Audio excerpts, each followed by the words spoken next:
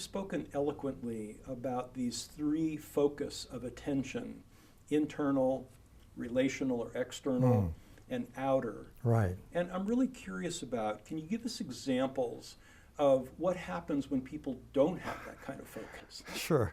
So my argument is that every leader needs a triple focus. I've written about it in Harvard Business Review. It was one of the theses of my book, Focus, the Hidden Ingredient in Excellence. I really think it is the hidden ingredient. A leader needs to be able to tune in and manage themselves. They need to tune into other people and handle that relationship effectively.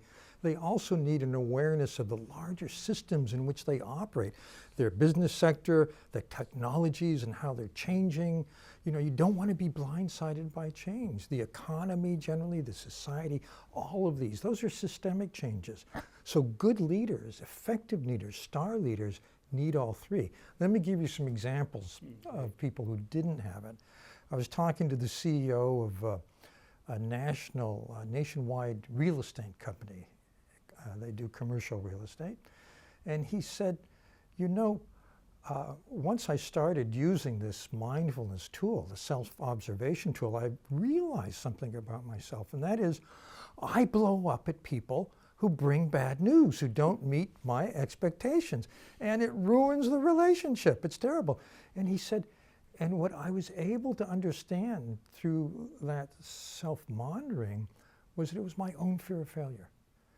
I was in a state where I got scared, and that made me lash out at people. So I've stopped doing that. So this is a guy who's in a very powerful position. There's that leadership ripple effect, you know, and the CEO is doing this to the direct reports. It ripples out through the organization. And it was having very bad impact on the company, and he was able to manage it better because he was using the kind of tools you're offering. The second example has to do with tuning into the people you're impacting, the people you're leading. And this is empathy, of course. And I was speaking to a woman just this weekend who was at a workshop that I was giving with my wife. And she said, you know, I work directly for the head of marketing for a major pharma, and I'm about to leave. I'll be the 9th. He doesn't understand why, but he has the habit of focusing only on quarterly sales. He doesn't care how you get it. He'll, you know, he's abusive. He focuses only on what you didn't do. He doesn't praise people.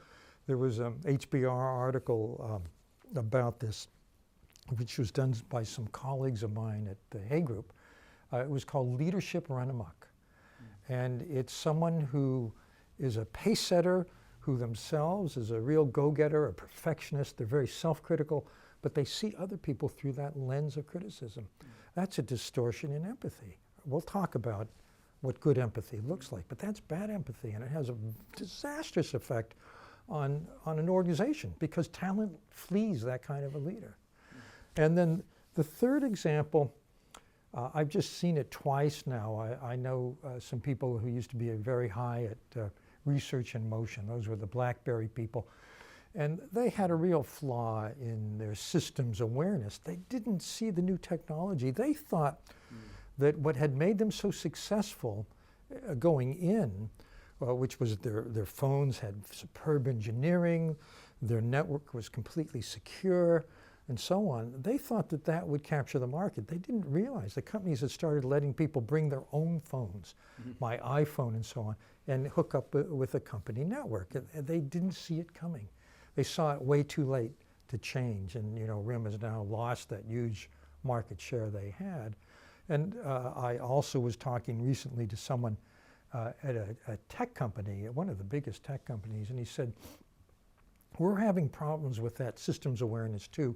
We're too focused on just doing the things that work for us all along, and we're not innovating, we're not exploring, we're not looking for what's the next big product, the next big breakthrough.